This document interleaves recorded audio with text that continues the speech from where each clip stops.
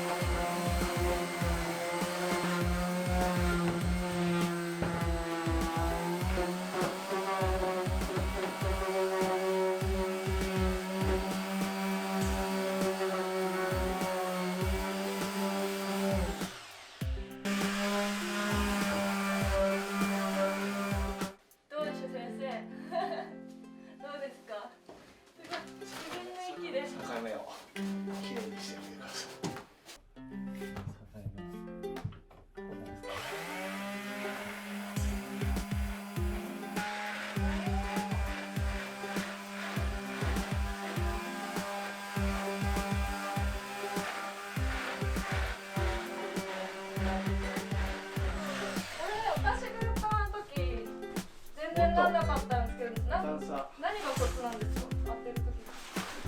あんま強く当てすぎないで、ちょっとこう当ててあげるんですね。ちょっとね。角を当てるかな。角を当てると、なんか角なくなっちゃった。なるほど。あと多分こういうのは木目に沿って横よりはこうやってやった方が削りすぎないはずです。こういうところも沿って。こうよりは多分セオリーは多分こういくはずです。なんでそんな知ってるんですか？好きだからやってるだけです。はい、頑張ってやってみて。はい、先生。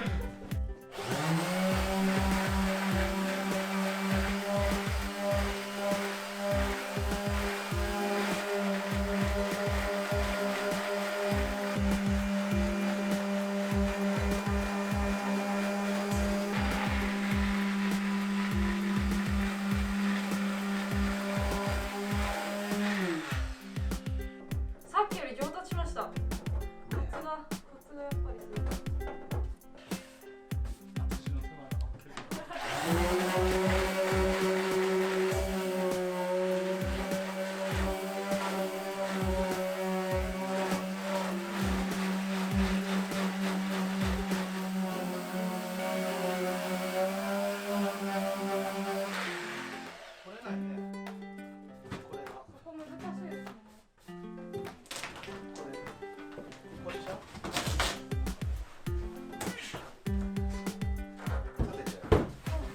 手で上上げた方がやりやすいんだけど。